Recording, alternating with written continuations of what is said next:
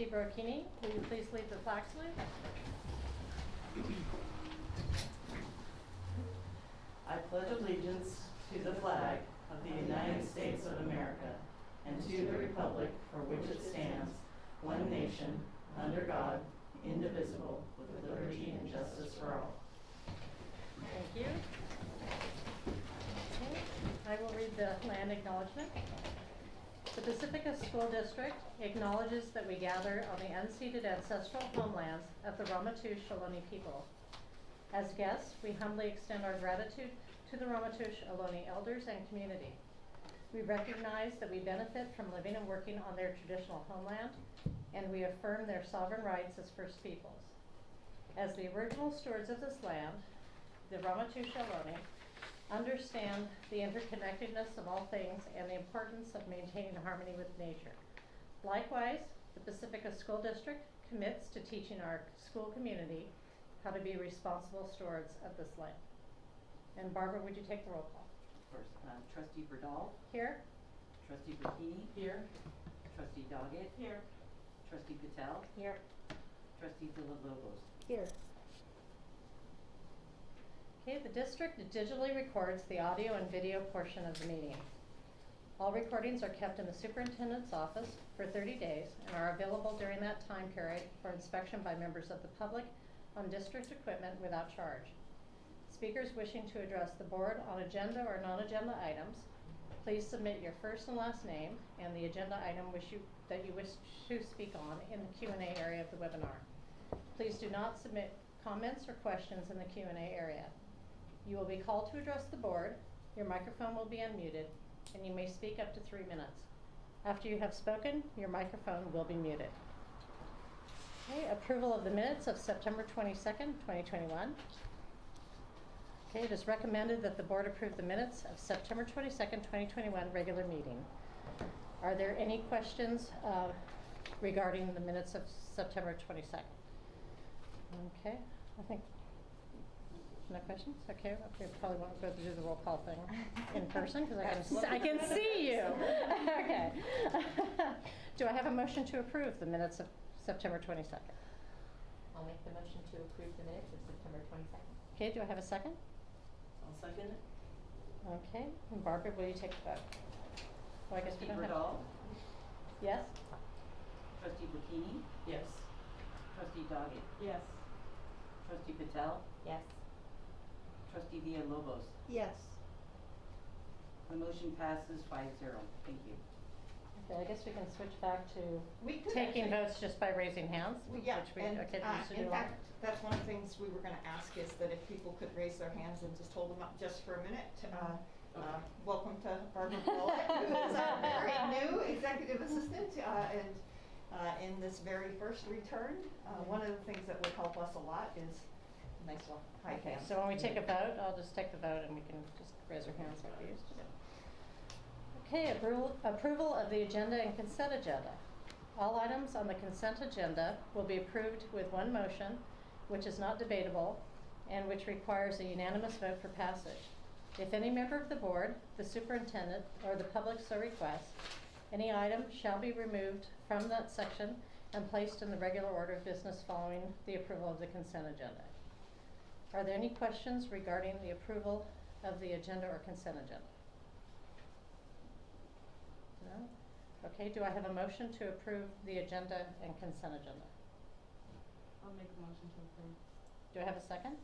I'll second. Okay, all in favor? The motion passes 5-0. Thank you.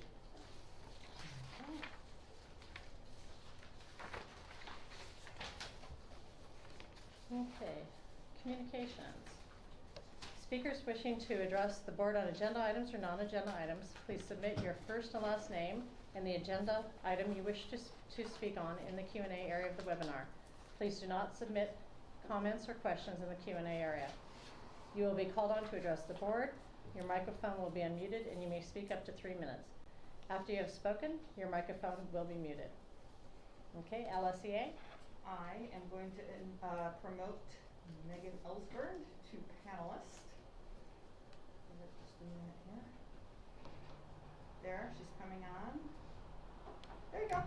see you. Hi, everybody. But we don't see. Can you hear me? Oh, there she is, okay. Okay. Oh, so I guess I'm in the back of the room since you all just flipped around. Can you hear me?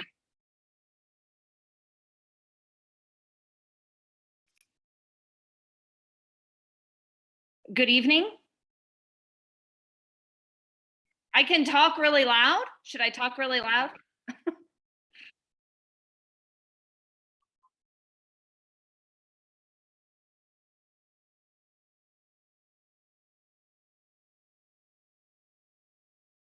Hello, hello. Hello, hello, hello, hello. Hi, hi. Hello, hello, hello. Is that good? Okay. Why don't, All right. Good evening. First, I want to start by thanking Trustee Villalobos for attending our union meeting last week. I'm sure she gathered a lot of information while listening to member concerns. Having communication with the board, besides this venue, has been a struggle for LSEA for years. Information needs to get to you. While the district paints one picture in board meetings, you would be able to see a much different picture by attending the union meetings and hearing exactly what's happening, not the filtered version. We hope the rest of you join us at a meeting in the future. Our next meeting is October 28th at 3:30. Please let me know if you'd like to come and I'll share the Zoom link with you. An issue of great concern right now for our union is the support for our special ed staff, not our contracted employees, but our actual PSD employees. Many issues between the two groups were brought up at our union meeting, and we will share those with Heather tomorrow. One such issue is that our special ed PSD teachers are having to spend an excess amount of time training these contracted teachers on our systems and procedures. These contracted employees, as we all know, already cost a lot, and now they are taking more time from our underpaid and overworked PSD teachers. On that note, at the last board meeting, one of the trustees wondered if we could offer a stipend or incentive to our special ed teachers. Believe me, this has been brought up countless times at negotiations from LSEA and is shot down countless times by the district. What other plans and ideas does the district have to attract and retain SPED staff? We have not heard of any ideas from the district. Also, at the last board meeting, the district reported that we did not have a science curriculum because we did not have a science specialist. That's just not true. We do believe the district is positioning itself to request and hire specialists again in the future. We have a better idea. Bring back the leads at the sites. They are cheaper, they work directly with students and teachers in classrooms and not in an office at the DO. Have the leads work with the director of the educational support services. This gives Will Lucy pertinent, accurate information of what is actually happening at the sites and what the teachers need and want to support students. Leads could also support our new teachers. Support of our new teachers is lacking in PSD. One single specialist in a content area can't nearly support all our new hires each year, but a direct contact at each site would be of great value. Tomorrow, we will be sharing with Heather and Carla the first draft of an MOU with the district to support our members as we are in this new phase of learning and teaching with COVID. We meet to negotiate on November 1st and hope to have a positive day with the district's team. Thank you. good job, Megan. Thanks for being our first one. Okay, CSEA? Well, hello.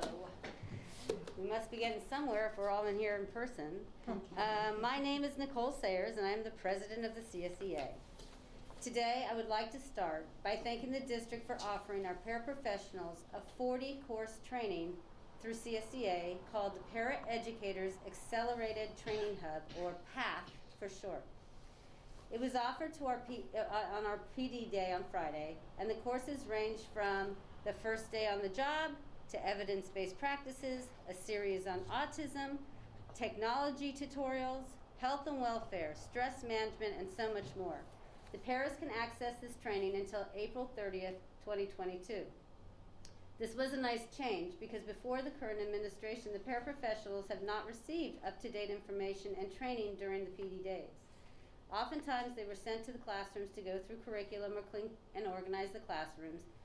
I hope as we move forward, we can continue to train the paras in this way. When employees undergo training, it improves their skills and knowledge of the job and builds their confidence in their abilities.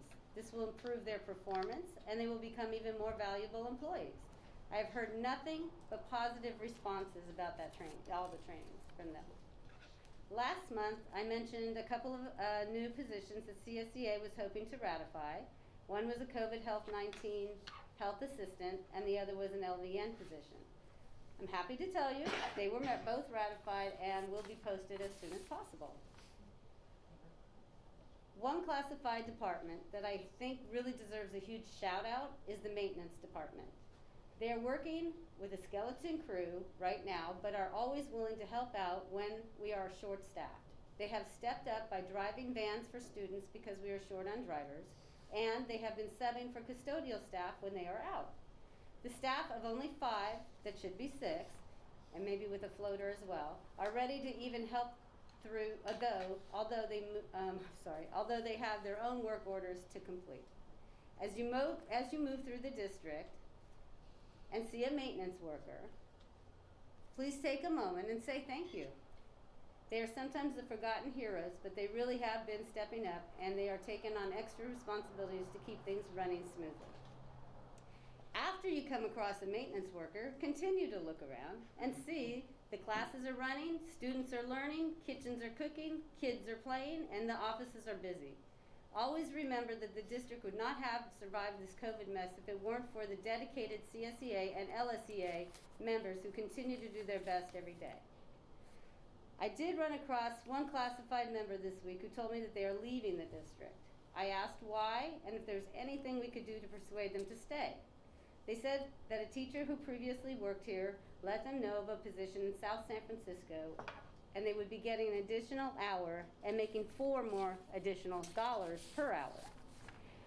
I hated to hear this because we are working so hard as people leave, we are finding it more difficult to replace them. Moving forward, we are really going to have to take a look at the budget and make wages a priority. We are hanging on, but things are tight. Many higher paying districts are struggling to keep staff and get substitutes, and that makes it even harder for us. I'm hoping and looking forward to some productive negotiations this year to really help us attract and retain valuable staff through a more sustainable wages. As always, I'm happy to help in any way, and thank you for your time. Thank you for being our first in-person. Thank you for having me. Okay, people wishing to address the board? We have one, Ms. Jennifer Mitchell, and let me go in here. Okay. Ms. All Mitchell? right. Yes, we Hi, have. can you hear me? That is that I have to share the screen. To see me? No, it has the timer. There we go. All right, you may begin. Thank you. So I wanted to just start by thanking Trustee Villalobos for attending our LSEA meeting. It was really gratifying to know that she made an effort to hear directly from teachers during this time of unprecedented stress. I hate using the term unprecedented because it's stopped meaning what it should mean, but in this case, it's really true. Teachers have long complained of poor communication, and this gesture meant so much to so many of us. And I really do hope that other members will consider joining us in the future. I also just wanted to kind of tag on to what Megan said and encourage the district and the school board to ask teachers for possible solutions to things, to problems. The solution of how to train new teachers on Teachers College came from us at our union meeting. We had the idea of purchasing the Teachers College videos, which we used last year. It was so much cheaper, about $130 a person. And these are quality resources that the teachers can go back and look at again and again and again. Plus, it's not another binder to put on your shelf. And it lasts longer than having someone come and train you. We're still waiting on those codes from Will, but I'm sure that they are on their way. And I'm sure that they will be very, very helpful to not just new teachers, but veteran teachers. I found them extremely useful last year. And personally, I think that is a lot of bang for our buck. And it was a great way, I thought, of trying to help some of these teachers learn this new system. So ask us. We know stuff. We have good ideas. Just give us a chance. Thank you.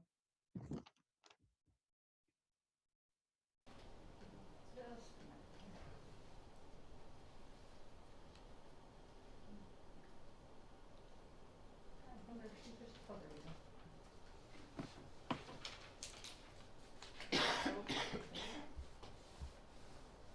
Okay. We have another speaker? I'll just check one more time, but I think that was it. We just got some feedback around the sound on the, online is coming in fine. Oh, okay. Okay, the next item is correspondence. Wilson? I do not have any correspondence. Okay, we'll go to board and superintendent communications. Can we start at the end? That meeting? Did you have anything to report?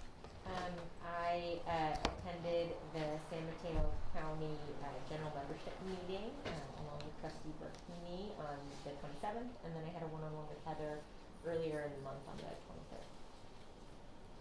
Okay. Trustee Villalobos? Since our last meeting, we attended the racial equality work study, and right now we're in the process of redoing our statements and policies. I attended the LSEA meeting, and I didn't do this as a board member, I did it as an indigenous person. I attended the Pacifica City Council meeting because they were approving and discussing the Ramatouche land acknowledgement, and there were 4 other supporters, 3 or 4. I had coffee with President just to touch base about future policy review, and I met with the superintendent for our monthly meeting that I missed last week. Just, I don't know where time went, and we talked about the protocols for COVID and shared my experiences with the LSEA meeting. That's it. All right. I also attended the county call and the equity trainings. They're both great. I have been contacted a lot about the dress code. The board, I know, approved the dress code before COVID, but unfortunately it didn't trickle down to the schools. So, and then actually after reviewing the current dress code that we did approve 2 years ago, I kind of think after going through our equity training, we probably need to look at it as a board just to kind of make sure that we're actually treating all of our students equally through that dress code. I did also stop by Valimar School and picked up my yearly pony plow tickets. And but it's good to see that they're getting back to doing regular fundraisers and just kind of getting back to normal slowly. And that's it for me this week. For me, I attended the equity workshop. That's probably good for me, even though I'm sure there's something doesn't go there. Okay, I also had the racial equity workshop and the county calls with the San Mateo Office of Ed. Also went to the special ed coffee social for the first time, and that was it was really interesting. It was great. Great morning that they had at Soul Grind. All the different parents supporting each other and bringing up different issues, and so that was really a nice morning. I went to a music department meeting and also visited Cabrillo School, which I haven't been to in person for quite a while. So it was nice to see everyone in the office and have the different routines they had for the kids at recess and getting in and out of the office. Perfect. I'll jump onto that and say I was at Cabrillo School today just to touch base with Principal Flora Zeike, and there was a fire drill. So, or an evacuation drill is just happened to be. It was amazing to see everyone so quickly and orderly get out of the building. That's a big school. That's a lot of kids. So that was very, very impressive. And then I just want to highlight the work that we're doing in family engagement. Last week on Thursday from 5 to 8 p.m., 39 people joined teams of about 5 for each school. Joined, and it was a great session. And in this next session, we're going to be looking at school-specific data as they set their goals, and you will see that when we present the school plans for student achievement, to see data-driven decisions and the work in family engagement. So very proud of that. We have the second session is tomorrow. Just before the Giants game. I think it's from 5 to 8. So unfortunately, the people are going to have to be very committed to family engagement. Okay, thank you. Okay, item 5, district business. District goals. The district values the goals provided in the local control accountability plan and strategic plan. All of our district board agenda items are tied to these goals. One or more goals are listed in the description of each board agenda item. The details for each of these district goals can be accessed on our district website at www.pacificasd.org. Okay, report on developer fees. Josie Peterson. Okay, thank you, Trustee Riddell. Tonight we're going to give you the report on the public developer fees. As part of the government code, we are to make a public report on developer fees. And what developer fees are is when there is construction or remodeling in the city of Pacifica, the city department collects a permit fee. And within that permit fee are developer fees that are divided between the high school district and the elementary school district. Now these fees are highly restricted. They're deposited in a separate fund. It's called Fund 25. And we just completed the unaudited actuals at the last board meeting. And we presented Fund 25, and those are the source documents for preparing this report tonight. So basically what the report shows is what your beginning balance is in the developer fee account and how much you collected for the year and the ending balance. In the most recent years, we started collecting more fees, and so we collected $150,000 in the last school year and have an ending fund balance of $693,000. Now, our district has not spent these developer fees other than to pay for the normal studies, and that's because it is restricted funding, and you're supposed to use these fees in areas of growth when you have enrollment growth. Now that we have the facilities master plan and our bond project manager, she's working closely with some consultants on how to match these fees with some projects that are within our facilities master plan. So you'll start to see that come together as we move along with some of those bigger projects. So the report is attached, the unaudited financials, and we did all the public postings at the libraries ahead of time and on the district office. So if there's any questions, I'd be happy to answer them for you tonight. Go ahead, Nikki. A couple of quick questions. One is that 150K from the past year, is that typical? Is that above average? How does it kind of grow each year? If you look at the last few years, it is above average this year and last year. In previous years, you would see maybe 30,000, 40,000, but the last 2 years we have seen a spike in collections of developer fees.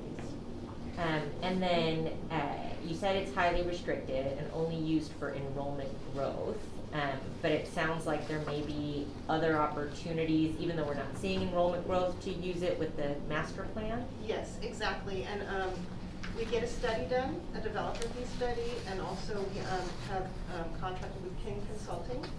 And they're going to help us match those funds with, for example, maybe the gymnasium at Cabrillo could be an example, or maybe some of the buildings at Ocean Shore. So we're building capacity within our school. And so it can be used to build capacity for particular. Yes, okay. exactly. Thank you. Thank you. Are there any other questions? No? Okay, this was for information, I believe, so thank you, Josie. Thank you. Thank you. Item B, The approval of resolution 2021-10-13-A, bond resolution for Series B issuance. Thank Jess? you. And while Will is bringing up the presentation by Makiko, she's our financial advisor. Just kind of a brief overview. Measure O was passed in 2018, and the board did approve a facilities master plan. And we did issue $18 million in the first issuance. And thanks to our our project managers, Cece Mang and Christy Novak, our director of technology, we have been spending those funds on the projects. And so now we have continued with the facilities master plan, and we're ready for the next issuance of $25 million. And so thank you, Makiko, for coming tonight and presenting on this item. We really appreciate it.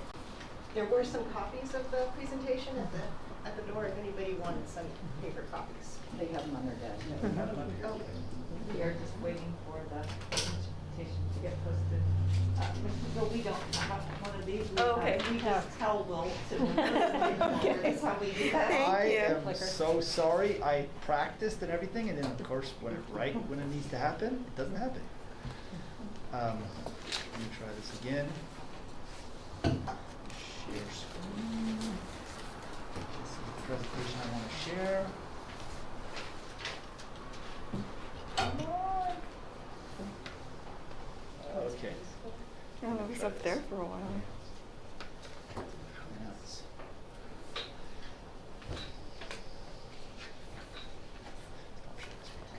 All right. Let's move these things around here.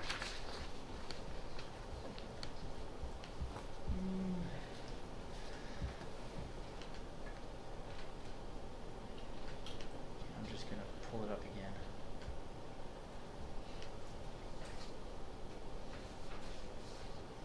Presentation.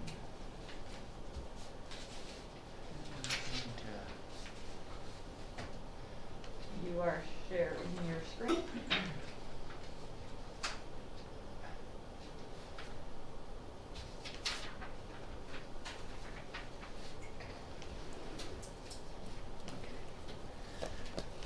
All right. There. there we go. There we go. Okay, I'm sharing my screen, but I can't get, for some reason, I can't You get. can't get the presentation up? Yeah. So now you're doing the airplay, so then on this, on Zoom, you're gonna share screen. Oh, all panelists, sorry, it's because it was not set up. All right, give that a shot. Okay. You see share screen down there?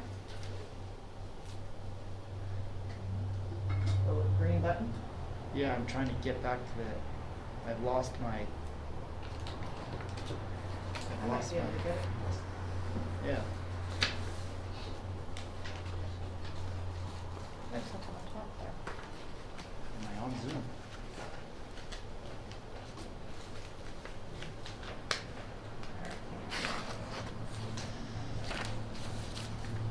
One on the top right.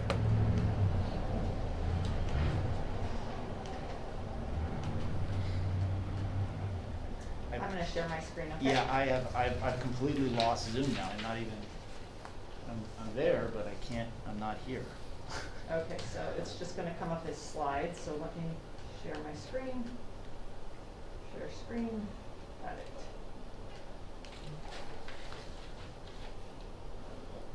Okay, Is it on both screens? Okay, thank you. yes. So my name is Makiko Sato, and I'm with ISOM Advisors, and I have a big smile here, but you can't see me just see it. And thank you so much for this opportunity to make this presentation. So as we get started on the second series of bonds from the Measure O authorization, I wanted to provide some context and some explanation about how the bond process, issuance process works. So on the next slide, on slide 2, we show the history of the bond authorizations approved by voters in the community. The 1997 Measure D authorization was for $30 million, and all of those bonds have been issued. And then more recently, Measure O from 2018 for $55 million, and of that $55 million, $18 million has been issued. which leaves $37 million in authorized but unissued bonds remaining. Sorry, go ahead, 1 second. Let me show you something here. The company buttons over here. That right there, represent. Got it, okay, there we go, perfect, okay, there we go. We don't have a great screen up there, but back there, we've got your presentation. Yeah, it's I've taking lost a this. look at it too. So, when we're looking at updating the bond program model, there are 3 key inputs: the assessed value or the tax base of your community, the interest rate environment, and the bond structure and/or tax rate projections. So we'll cover those each in turn. So on slide 4, you can see that the assessed value of the district is very stable and has been growing very steadily, except for the last Great Recession, where there was a couple of years of declines or very flat growth. With the pandemic, you'll notice that the AV growth over the last 2 years has been a little bit lower than we were seeing prior to that, which was closer to 6%. But still, at the beginning of the pandemic, there was a lot of concern that AV was going to shrink throughout California, and as you probably heard, the housing market has continued to be strong. But I will note, when we're talking about assessed value, that this is about the taxable value of the property, which is different from the market value.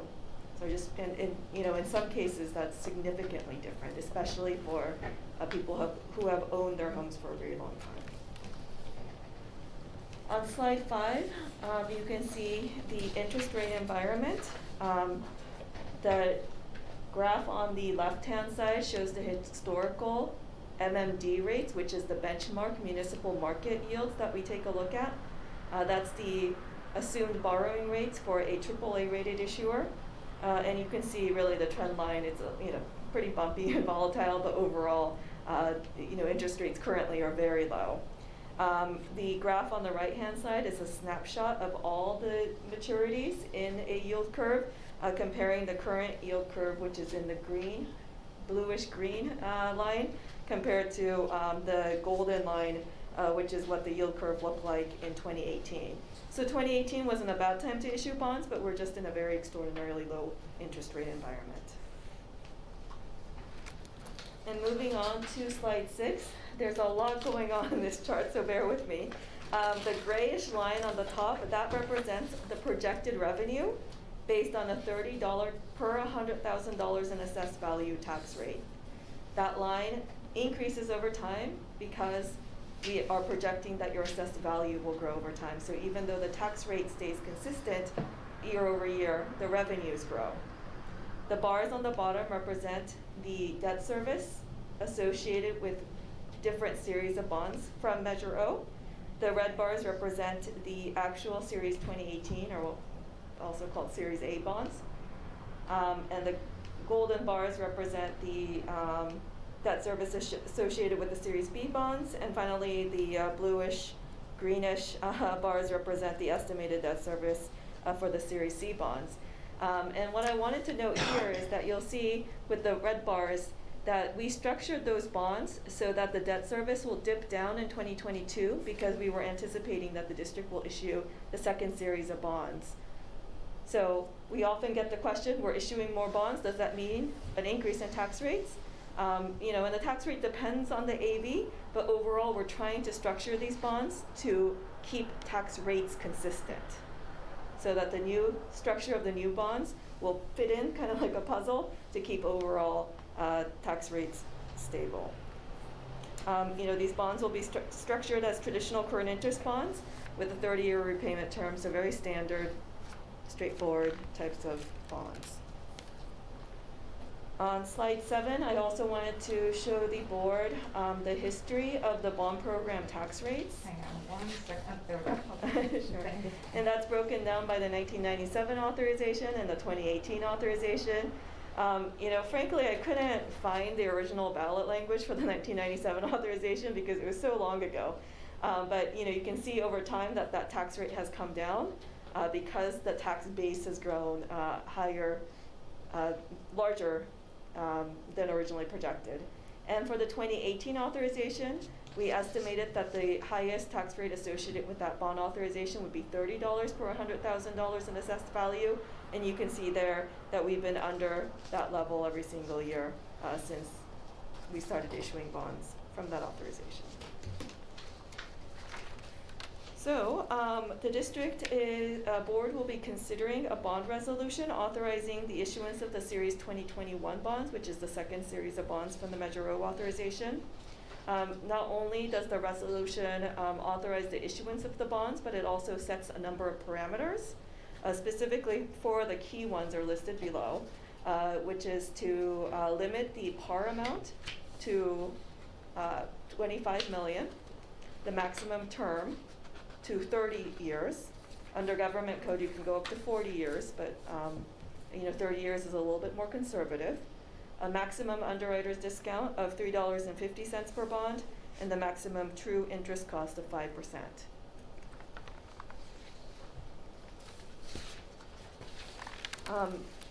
And to the attachments to the resolution, there's a bunch of attachments. It's a lot, baby. I mean, we used to print them out. It's a big stack of paper. So I wanted to go over some of those attachments. Those are being approved in form. And essentially what the board would be doing with the resolution is delegating to the superintendent and to the chief business official to execute them at pricing and or closing. So a lot of them are, still have blanks because those blanks get filled in once we're able to price the bonds, and we can't price the bonds until we get the district to authorize the bonds. So in terms of the key documents that are attached, the most important one really is the preliminary official statement.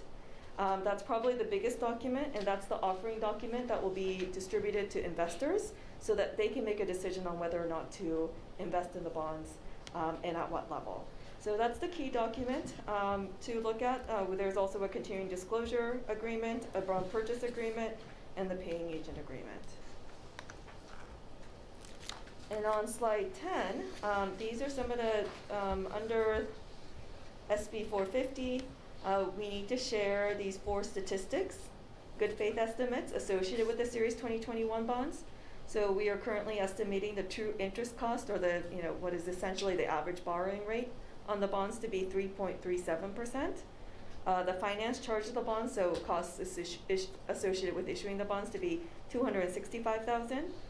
The amount of proceeds to be received by the district to be $24,825,000, and the total repayment amount over time that will be paid to repay the bonds, assuming that there's no redemptions or anything like that, would be $43,130,000.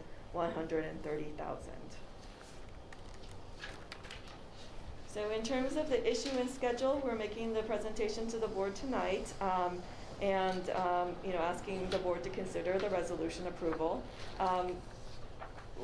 If the board moves forward with the issuance of the bonds, we'll be meeting with the rating agency at the end of October. We'll ask them to get back to us in early November, so we can price before Thanksgiving, and then close the bonds shortly thereafter. And by close, pricing is when we lock in the interest rates, and then closing is when the district actually issue the bonds and gets the money. So that's the issuance process. So I'll pause there to see if there's any questions. I have a question, and it might be actually answered by Josie. I guess I'm wondering how, like, at the rate that we've been spending, how long this 25 million would last, like, us, as far as getting through the list of our. Let me pull that for you, because I just provided that information as part of all this documentation. Cece has a really good timeline, and she has the projects, and she has the years. I just don't have that. Okay. But I can get that. I can send it in the weekly review to the trustees. Okay, that'd be great. Great, thank you. Do we have any other questions? The paying agent agreement, it's just posted, it's dated December 1st. Is that because we're waiting to lock in the rates and stuff? Yeah, so it's after pricing and before closing. It's like a industry standard to date it at the first of the month. Okay. And so it's usually the first of the month that you're closing in. Okay, so the expectation is that we're gonna close this in December? Yes. Yeah, and just to give you a quick summary of the paying agent, the paying agent is the one that, bills the county so that the county can wire money to them, and then they distribute the money to all the investors over time for the life of the bonds. So they have an administrative role that they play over the life of the bonds.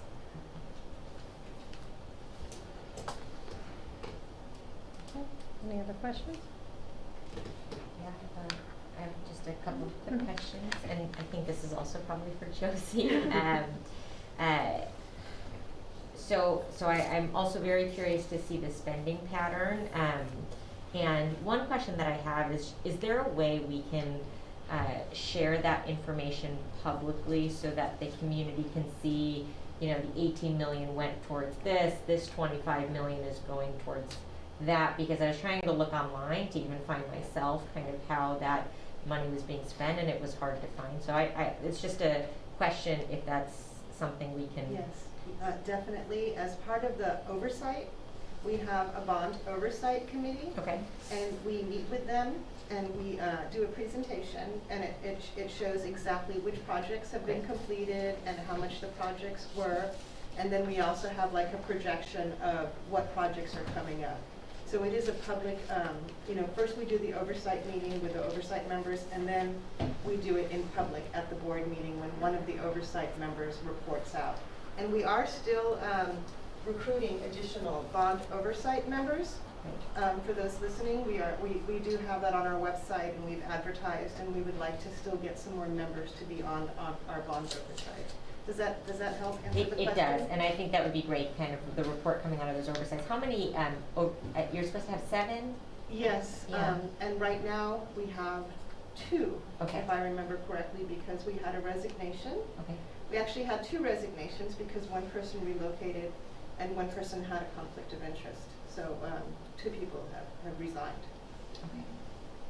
We need to fill quite a bit. Yes. Okay. Thank you. Thank you. Any other questions? Okay, do I have a motion to approve Resolution 2021-10-13-A, bond resolution for Series D? I'll make a motion to approve. Okay, do I have a second? I'll second. Okay, all in favor? The motion passes 5-0. Thank you. Okay, Thank you for the presentation. Thank you.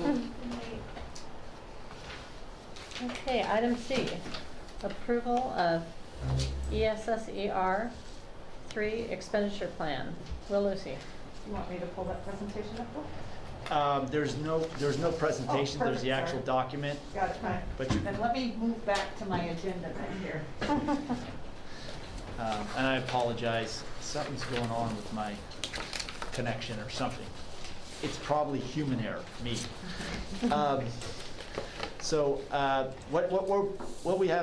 What we're putting in front of you is a recommendation that you approve the ESSER 3 expenditure plan.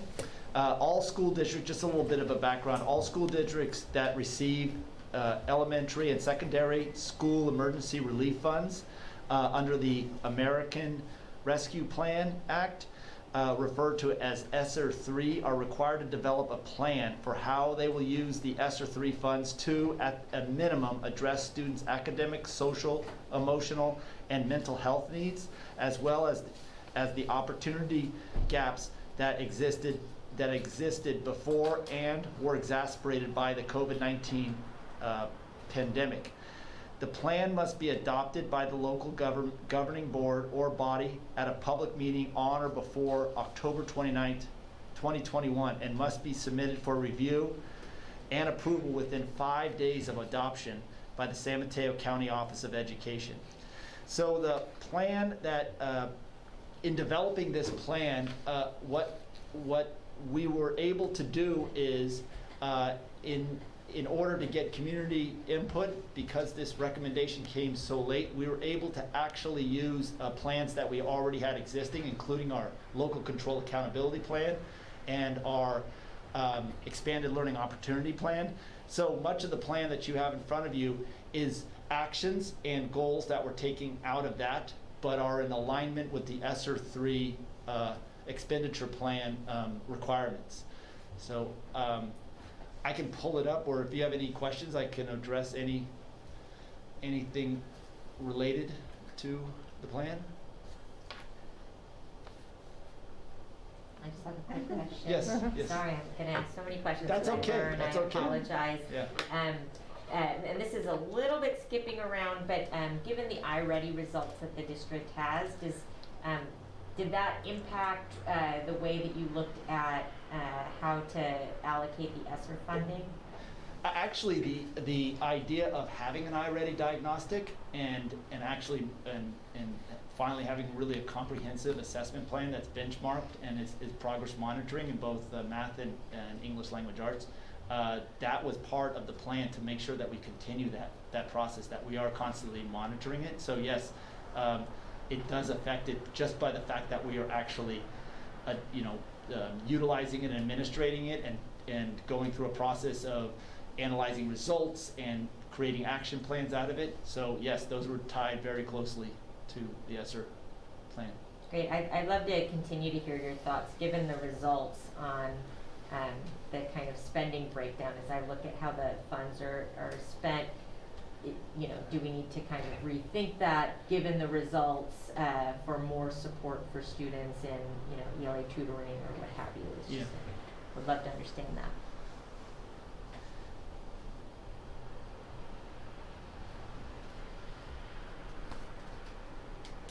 Any other questions? I see that tutoring is addressed here, but it's sort of a low number.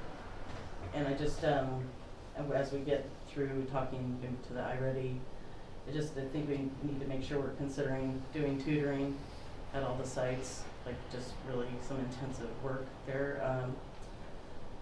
So that's just my general comment, I guess, about it. Okay, are there any other questions? Okay, do I have a motion to approve the ESSER 3 expenditure plan? I'll make a motion to approve the ESSER 3 expenditure plan. And do I have a second? I'll second. Okay, all in favor? The motion passes 5-0. Thank you. Okay, thank you, Will. Okay, item D, sorry. D, the iReady updates, also Will. Shall I pull that up? Yes, please. I can't still get my screen to, I have it here, but I can't get it up on the screen. Okay, so give me just a minute here. So it's on both screens, there's no public comment. As it's being brought up here, this presentation is an informational presentation, and it's around the, we have just gone through the first diagnostic for both reading and math. A large percentage, almost a very, very high percentage of our students in 1st through 8th grade took the diagnostic. We also went through a process where staff and got not only trained on the iReady and how to look at the data, how to pull good information off the data, but also they got time at this last professional development time to actually work with the data and provide kind of like next steps. So finding out the what, where these students are academically in both reading and mathematics, but then also what now, really the next steps that need to be taken. A lot of the actions that are in the previously mentioned ESSER 3 plan are things that they are going to be doing based off what they've been seeing within this data. So if you go to the first slide, yeah. So we have an assessment calendar, and I think you've seen this already before, but this is just a section of the assessment calendar. It doesn't not include the state assessment pieces, like CASP data, the physical education, the PE, what do they call it, the PFT, the physical education test, and both the math and ELA CASP data, the ELAC, the English language advisory, I'm always getting mixed up with all these. LPAC, the English Language Proficiency Assessment Consortium test for our English learners. But these are all of our local assessments. And The one that we were going to really look at tonight on these slides is the one that's connected to is the iReady diagnostic assessment. But I just wanted to pull up this slide because we do have other assessments, and part of the work that we did on Friday was to not only we looked pretty deeply at our iReady data, but we also said we have other assessments that we can look at also, aside from iReady, to really either prove or to prove that these assessments are accurate, or to actually make some adjustments in what actions we need to take off the data that we see from the iReady. So if you can go to the next slide. So this is really kind of a bird's eye general view of it. This is in reading, and this is straight off the iReady platform. As you can see up top, the students assessed, we had a total of 2,283 out of 2,453 assessed in this first diagnostic.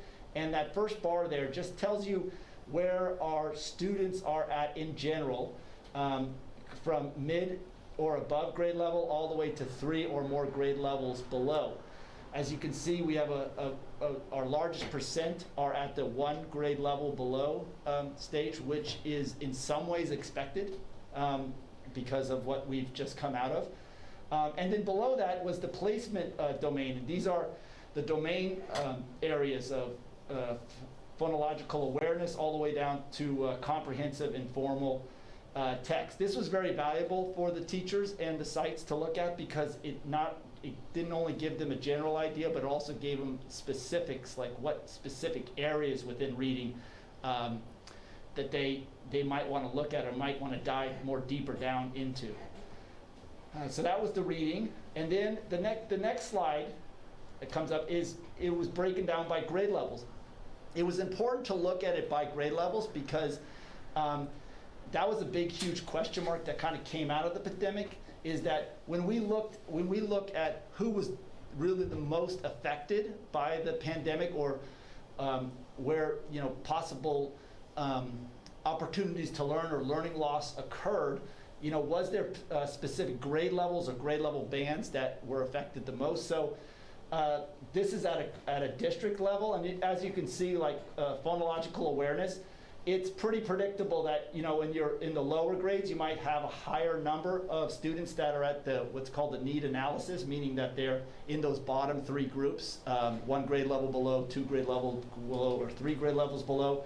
But as you go up the grade levels in like I said, in phonological awareness, you can see that there's 0% from 3rd grade on, because that should be addressed by then.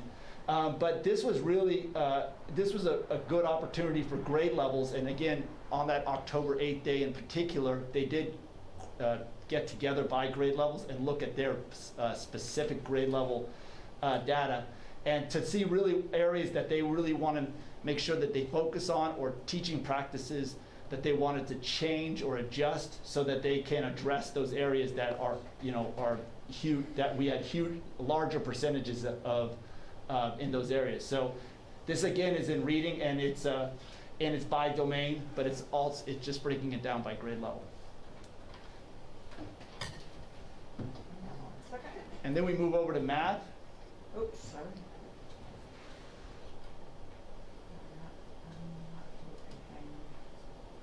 Sorry.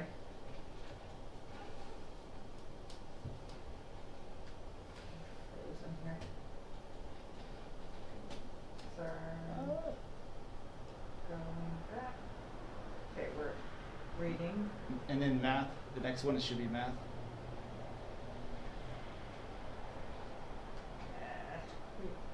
There we go. There you go. Okay, so again, you have the math, just like in the reading, you have the math part, and that first bar tells you the number of students and also the percentage of students that are at the various different levels, or the various different, as they refer to them in iReady, as the placements. And then you go down and it talks about specific placements by domain, and you can really see generally across the district is that geometry is one area that we have a pretty large percentage of students that are at 1 grade level or more below.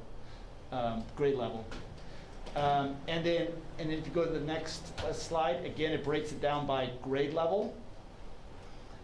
Doing my best. That's right. There we go. There we go. And so again, at grade levels, it breaks it down by those domains across, and then the grade levels down. And again, it's interesting to look at the specific percentages, because the percentages that are there are the percentages of the students that took the assessment that were one grade level below, one grade level or more below. So that was, again, this was really, again, I can't reiterate enough that this was really important for the teachers to go through and look at it specifically for their classrooms. The way October 8th was set up was that the teachers who were involved in this particular part of the professional development started off with their own class, and there's actually an online course that takes them through this process, looking at their own class, and then they moved to their grade level group, and they discussed it in their grade level groups or their department groups if they're if they were in 6th through 8th or 7th through 8th, and then they went to school-wide, and the principals had an opportunity to present their school-wide data, and then in the afternoon they looked at groupings, right? So one of the things that's an effective piece of iReady is that they will present the information, and they'll say, you know, you might want to consider grouping students when you're doing those small group instruction to be able to focus on specific domains or just on specific areas. These might be your groups that you might want to start with. So they had an opportunity to do that. And if you go to the next slide. So this slide was a part of a presentation that we had presented earlier. I believe we presented it at the board meeting.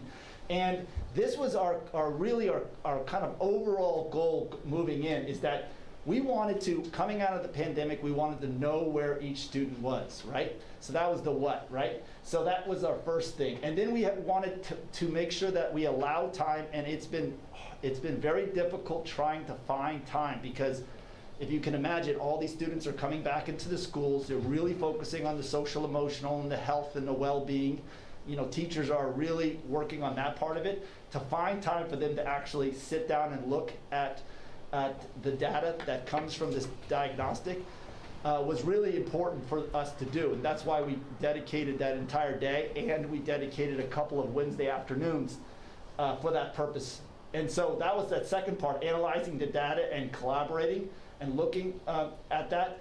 And then the third part is providing impactful instruction and support. So the whole idea is, once you analyze that data, is for the purposes you to really think about the interventions that are impactful. And you're hoping, because you've done all this work ahead of time, that what comes out of it, your next steps or your interventions are going to be impactful, because they're going to be data-based. So that's what was kind of our area. And that was our academic focus for the beginning of the year, but you could almost say that we were social emotionally doing that too. We were, we were finding out where the students were at social emotionally, and then we're trying to find impactful ways of addressing the needs that come from that. Go to the next slide. And you know, we don't call it out specifically, but we're going through a process that's it's a multi-tiered support process. And so when we are going through this process, we're really thinking about you know, where are those students, what students are in that tier 3, and what students are in that tier 2. So we're thinking of, like, what are things we can do school-wide or universally, and then what are things that we need to do for some students, and then what are the things we need to do for individual students. So throughout this process, we're constantly looking through that lens about and thinking about it that way. And that's part of this progress monitoring. The other piece that I want to bring up about that is that, and you know, we hope to get more into this, but we need to also look through the lens of this asset-based. What do our students have? And then working off those strengths. One of the things I personally ran into was when I was going around to the 3 schools that I stopped into during the professional development day, was there were groups of teachers that were saying, you know, these students have these skills or these sets of skills. And they were really not like saying, okay, we're not gonna focus on that. They were trying to think of how can we utilize that, or what do we need to do for those students that have those skills and areas? So what structures can we be putting in the classrooms? What practices can we have in place for those students also? So looking at that asset-based approach was, it was nice to see. Oh, sorry, I didn't mean to rush you through. I'm just worried my computer is. No, it's okay. So, I mean, that's really, I don't know if we wanted to bring this up. It's not in the presentation, but there's a number of things that are happening simultaneously, but they're working together. Our parent engagement piece is part of this. Our work with the social emotional and the things that we're doing with it, with the counselors and the things that are occurring on site that are restorative is also part of this. It's all part of this idea of providing that multi-tier support systems and having those things in place. So it's our goal to try to continue to make it one effort and not to make them separate. I don't know if you want to add anything else. I think we're saying it as simply. Any questions? What questions or comments do you have? I'm just trying to figure out what level of, I don't want to say alarm, but should I have, or should I think when I see that, you know, almost 75% of our kids are one grade level or more below. It's concerning. And I know we had some, you know, because of the pandemic, the one grade behind doesn't alarm you as much as the 3 grade behind. That's exactly how I would describe it, is that yellow part doesn't concern me at all. That's a year to a year and a couple months worth of good, solid instruction, and we will get back right to where we need to be. What the information that we don't have is where our students were prior to going into the pandemic, right? So we're all going to assume that it was negatively impacted by the pandemic, but if we just look at the reading scores, one of the things that, if you look, 39% are at or above grade level. I actually think if we had this, then this is just conjecture, I don't have the data on this, but I think actually the pandemic helped a fair number of kids in their reading, because I think they spent a fair amount of time reading. That's one of the biggest things to that. And across the country, we do all know that, that the data shows that math instruction didn't translate as well in distance learning. It just is harder to do, and you know, good, solid conceptual mathematical understanding is harder to take place over distance learning, and so this is pretty consistent with national data trends as well. I don't worry about the yellow piece, because I think we can. I know that teachers can be very focused in what they're teaching. One of the ways is just to look at what has not yet been learned, and instead of going back and teaching the whole grade level, you just look at the particular area or standards where kids need a little bit of a boost. And then having our schools be very focused on the kids that are in the red category. And what I would say is that even prior to the pandemic, there were kids in those categories. So we just have to be aware and maybe look at some of those supports as well. That's a great question, Kai. Yeah, and Kai, one of the things that really is a big positive and a plus is that this is a progress monitoring thing. So we will be able to do a check-in in December, January, when they take that second diagnostic. The other piece, as Dr. Olson points out, is that they did mention, they do have these, within iReady, they have these things where they said, if a student is at 1 grade level below or 2 grade level belows in this area, these are prerequisites that teachers can work on. So there was a lot of resources for teachers to say, oh, it's not me trying to have to reteach or go back and teach these things completely over again, but it's actually, they're looking at these prerequisite standards and saying, how can I embed that into my instruction as we move forward? Because, I mean, that's the whole idea of accelerated learning, is that we don't necessarily go back. We move forward, but we have these prerequisites that go along with it. So that's one of the things. And the other really big positive is that teachers and principals and staff are looking at this data. And I think that in and of itself is a big plus, because they're looking at this particular data that they're going to look at again mid-year, and they're going to look at again at the end of the year. So it's really going to tell them, okay, it's going to answer the question of where they were before, but how are they progressing moving forward? So I think I'm optimistic. How about we just go right down the road, would that be okay? Yeah, I actually agree with you. I really like all the data, and it really is really clear, and I love that the teachers are engaged with it. Like I said at the last item, it's just, I really think we really need to make sure we're giving like specialized tutoring to these kids that are in the red. As a teacher, you can only help so many in a group at a time. So, I just want to make sure that we're getting the right funding as we need it to really focus in on those areas. But again, thanks for all the work for everyone putting this together, because it's really great detail and helps us a lot. So, yeah. One of the things I think is the next step is, and we just haven't had time to connect with the principals, is that each of the staffs got together and talked about like what are school-wide interventions for our kids and how can we do that. I think what we can provide you with is a better measure of like where we put different pockets of money for funding, and we can always move that as we need it. It was hard in the spring to start to kind of plan things in that way, just not knowing what to expect. And so now the map is a little bit more clear, and we can make changes as we need to. So. I always go back to this. My mom always said when I was raising the kids, reading, writing, and arithmetic. And that's exactly what is here.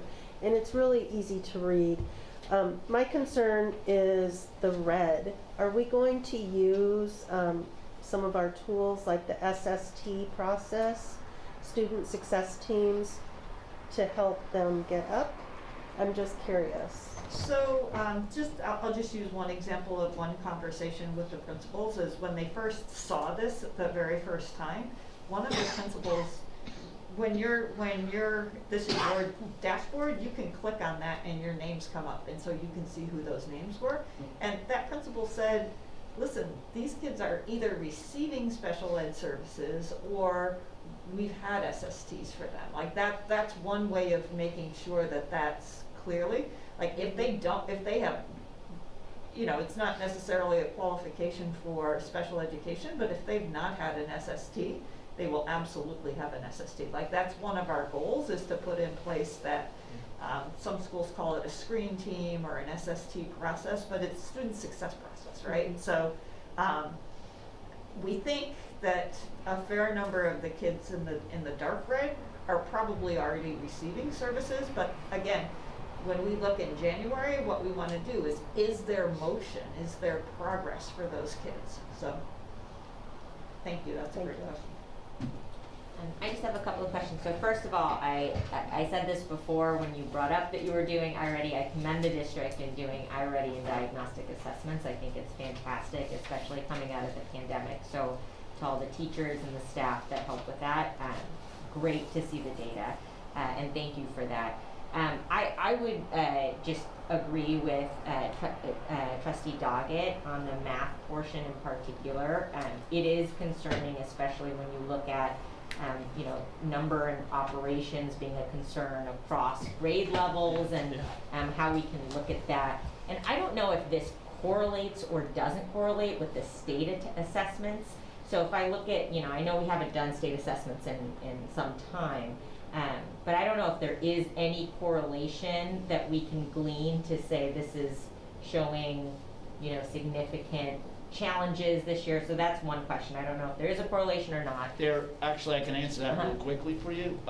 There is a correlation. They're actually iReady's coming out with, it's called a predictor.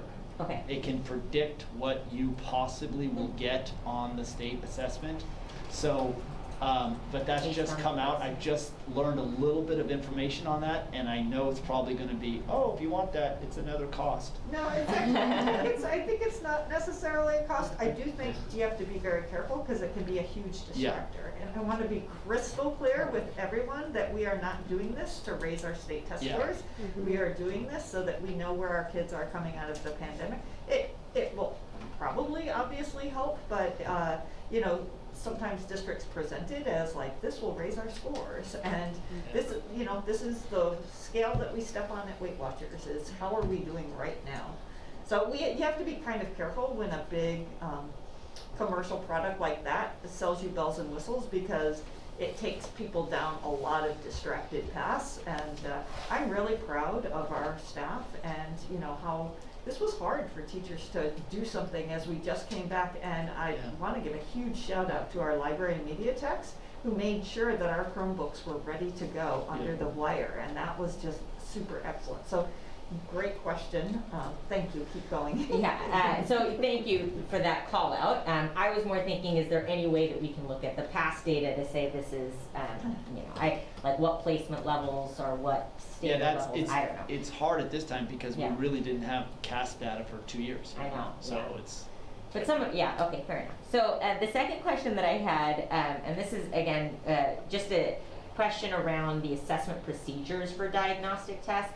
I was lucky enough to visit the schools when I believe they started the iReady assessments, and I saw varying levels of how students were taking assessments, and this just gets to kind of, you know, the practices for diagnostic assessments. I know for state assessments there are very clear procedures on, you know, quiet and how that works. And in some cases I saw students taking the assessment in a class that was already going on, and then some classrooms, every student was taking the assessment, so it looked like it varied classroom to classroom.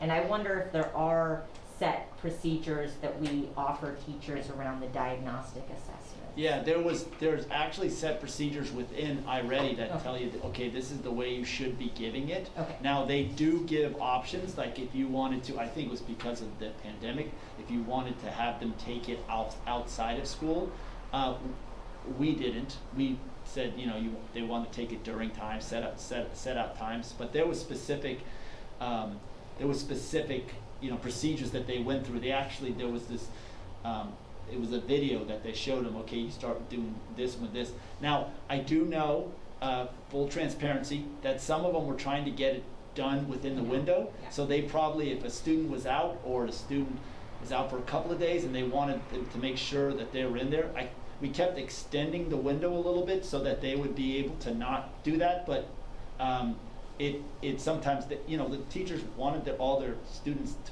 be to have to take this test, so probably you were seeing a little bit of that, was they were saying, oh, this student came in, why don't you get on and test while the rest of the class is doing it. So it could affect, although one of the components within iReady, it tells you if they've rushed through it, they have like a red flag, or or a yellow flag if they rushed a little bit through. Like they, you know, it really, and then they suggest if that occurs, you should retake it. It's an adaptive test, so it's not the exact same questions each time you take it. So, but yeah, that's a good question, because I think that's one of the things, the feedback that I received when they were giving the test was some of them felt like they had to try to get it done before the window was done, so they were being creative about how it was being administered. The other piece just is kind of transparency piece is that as we started the beginning of school, we did have a few positive cases of COVID, and in our initial ones, remember there was a little bit of alarm around that, and so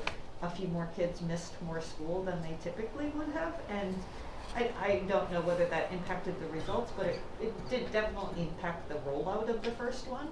So for considering that we were addressing that at the exact same time, the number of people that completed it was actually pretty good. Yeah, that's great. I mean, I'm curious to see those flags, Will, that you mentioned, because I remember I accidentally asked a student what they were working on, and then they said, I'm taking a test online. And I was like, oh, sorry. You can continue working, sorry. Can you give me the name of that student? Because it's all about the test now. I think they did great. The question they answered was right. And then just to get to the point that Trustee Brocchini mentioned, as well as how we'll address the red and the yellow. I think in some cases when I see you know, 5th grade number in operation, 71% of students may need additional support. That feels broad enough to where it's not necessarily targeted intervention, but something to be addressed at a grade level potentially. And I'm just curious, kind of, as the plans roll out, how intervention is being addressed. Yeah, the one of the things that they went through a process with, and I shared with them a tool that iReady has, and it's a kind of it's a PDF, and it's a one chart thing, and it directed them to specific reports, but it asked them to think about a stretch goal and a standard goal, meaning like where do you want them to be, and where can you stretch them to be to move in that particular domain, in that particular subject area. So it's not easy. I'm not saying that it's easy, but I think they definitely thought about that, because they said, okay, how can I group my students in the class, or how can I change this practice so that this student has more of that stretch goal than that read goal. And then when they take the test again, it'll say, okay, here's where they were in this particular domain, here's where they are now, and it'll tell them, okay, did they reach the stretch goal or not?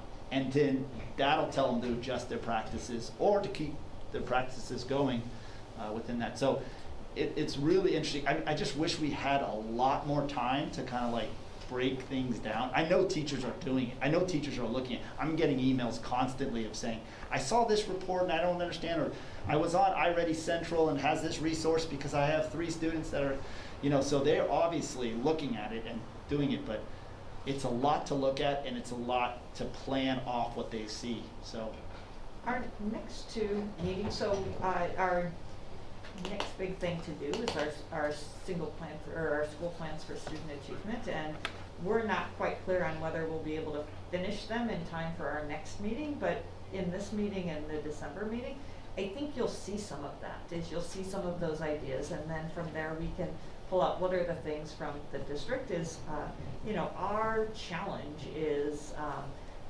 we have received an influx of funds to recover from time that was lost in terms of learning, and so what we want to do is, as good stewards of that money, is to think about what's going to have the biggest impact on kids. And so that's why the day was really designed around teachers exploring what that is, because we do know that it's the classroom teachers that know the most about what kids need.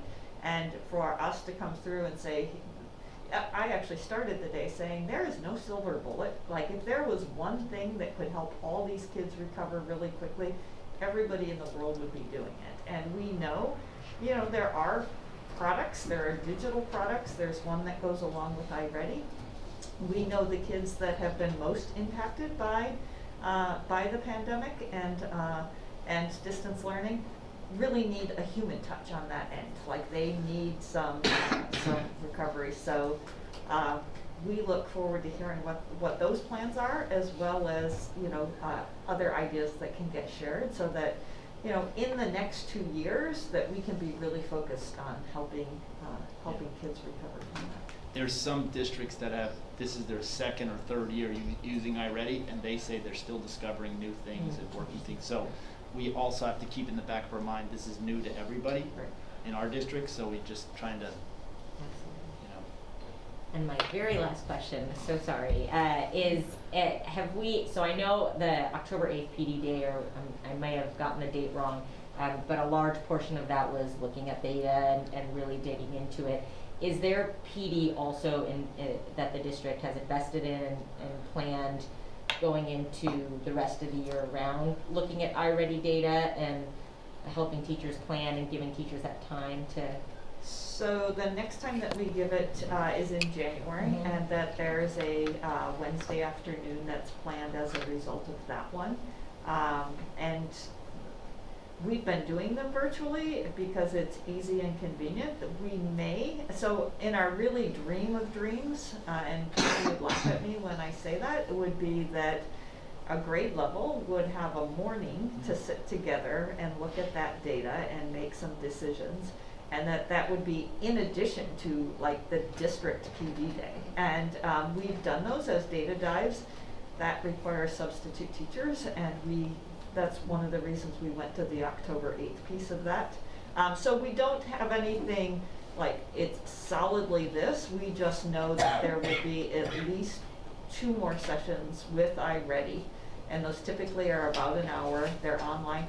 We also want to have people at the school site to help them, and their trainers have agreed to do that for us. We just don't know when that's going to happen. Our next PD, however, what we're hearing from both principals and teachers is that they want it to be around the SEL curriculum. So in either October or November, depending on when the parent-teacher conferences are, the school sites will have a Wednesday afternoon training on SEL curriculum. Yeah. Thank you. Okay, any more questions? Those are great questions. I really appreciate. Obviously, we could talk about this all day long, so we appreciate all of your interest in that. Okay, that was informational, so thank you, Bill. Item E, approval of resolution 2021-10-13-B, week of the school administrator. Okay, that is me, and I'm going to, let's see. Or is it Carla? Oh, sorry. Heather, do you want to take it? No, all you. I'll try to pull it up on the screen. How's that? All right. Good evening, Board of Trustees and Superintendent Dr. Olson. Tonight, we recommend that the Board of Trustees approve Resolution 2021-1013B to honor district school administrators during the week of the school administrator, October 10th through the 16th, 2021. Some background per Education Code 44015.1 in observance of the importance of educational leadership at the school district, and county levels. The second full week in the month of October of each year shall be designated as Week of the School Administrator. Schools, school districts, and county superintendents of schools are encouraged to observe the week with public recognition of the contribution that school administrators make to their schools and community. Research has repeatedly shown that quality school leadership is essential to student success. These leaders, in turn, are supported by a network of dedicated professionals, including special education and general education leaders, classified educational leaders, among many others. The importance of effective school leadership and district office leaders is essential, and in the Pacifica School District, we see evidence of such great administrative leadership. And we have the resolution, if we'd like to take turns reading it. May I kick us off? Okay, we'll go down the line. Also, as we read this, just kick off what an unusual time this is to be a school leader, how hard they are working. Typically in a meeting like this, we would ask them to come to be honored in this. Well, they're all going to be with us from 5 to 8 p.m.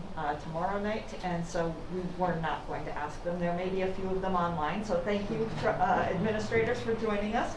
So, whereas leadership matters for the Pacifica School District and the students we serve every day, the strong leadership, resilience, flexibility, problem solving, and hard work of administrators has supported the successful return to school for staff and students. And whereas the title school administrator is a broad term used to define many education leadership posts: superintendents, directors, principals, assistant principals, special education leaders, school business officials, classified educational leaders, and other school district employees are considered administrators.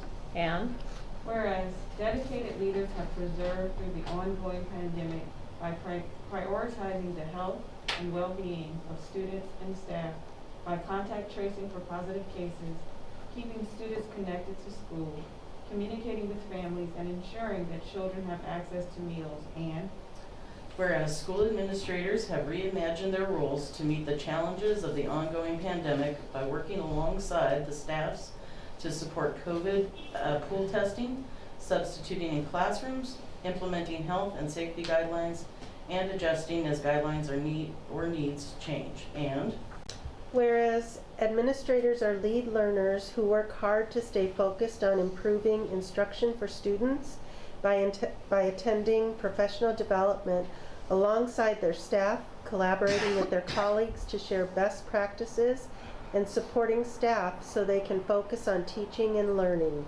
And whereas school administrators understand the importance of family engagement in a student's success and provide families with hotspots and computers partner with teachers to provide parent support, and serve on a wide variety of district committees, including District English Learner Advisory Committee and Special Education Parent Advisory Committee.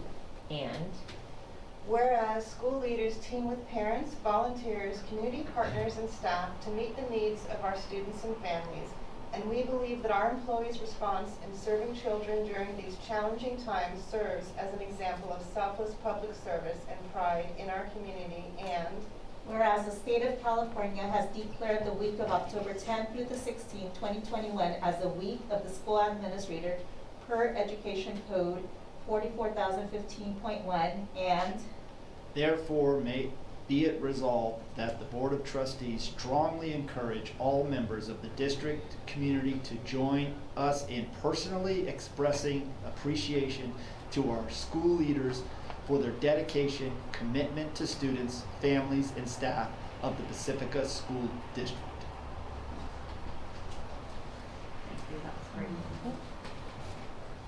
Thank you. Okay, this is an action item. Are there any questions regarding the resolution? Okay, do I have a motion to approve Resolution 2021-10-13-B, Week of the School Administrator? I'll make a motion to approve Resolution 2021-10-13-B, Week of the School Administrator. Okay, do I have a second? I'll second. Okay, all in favor? The motion passes 5-0. Thank you. Okay, thank you. I think we should go on to the next item around celebration and recognition. However, I asked some people in the audience to count the number of errors that we make, and one of them is I didn't check for online public comment during the iReady presentation. So let's do the recognition of the employees, and then we'll go back and ask if Ms. Araya is still with us. She can give us her public comment on iReady. Sorry about that. Okay, so item F, celebration and recognition of newly permanent certificated and classified staff. Dr. Torres. all right, we'd like to recognize newly certificated and classified staff who have achieved permanent status. We would like to say congratulations to the certificated and classified staff listed below who have moved to permanent status in the Pacifica School District. For certificated staff, the standard is a 3-year process starting as a temporary or probationary teacher, dependent on the staffing needs of the district for the year of hiring. With the first day of the third year, a fully certificated employee becomes permanent. For classified staff, the standard is a 6-month probationary period, and then they become permanent. These are the names. Janice Mayo at Cabrillo, 2nd, 3rd grade teacher. Kelly McCarthy, Ingrid B. Lacey, a counselor. Sarah Payne, Ingrid B. Lacey, 6th grade social science, English language arts teacher. Stanley Martin, Ingrid B. Lacey, 8th grade math science teacher. Michael Morales, Ingrid B. Lacey, 8th grade social science, English language arts teacher. Allison Maxwell, Ocean Shore, 2nd grade teacher. Erica Patterson, Ocean Shore, 2nd grade teacher. Matthew Rattan, Ocean Shore, 7th, 8th grade English language arts teacher. Deborah Coberly Ortega, 3rd grade teacher. Diane Siegel Ortega, 4th, 5th grade teacher. Elizabeth Payton Bautista, Valamar School, kindergarten teacher. Michael Stevens, Valamar, 5th grade teacher. Our classified staff, Rolando Fajardo, Arcabrillo, custodian 1. Janelle Jones, Ingrid B. Lacey, paraprofessional. Vincent Ayala, district office, groundskeeper. Miguel Araneda, district office, account clerk. Morris Castellon, district office, technology support technician. Thank you. Normally in a non-COVID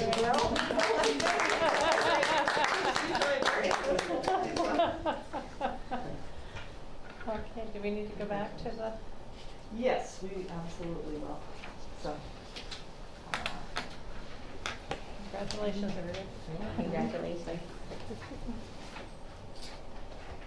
Miss Arai, we are going to pull you up and allow you to talk.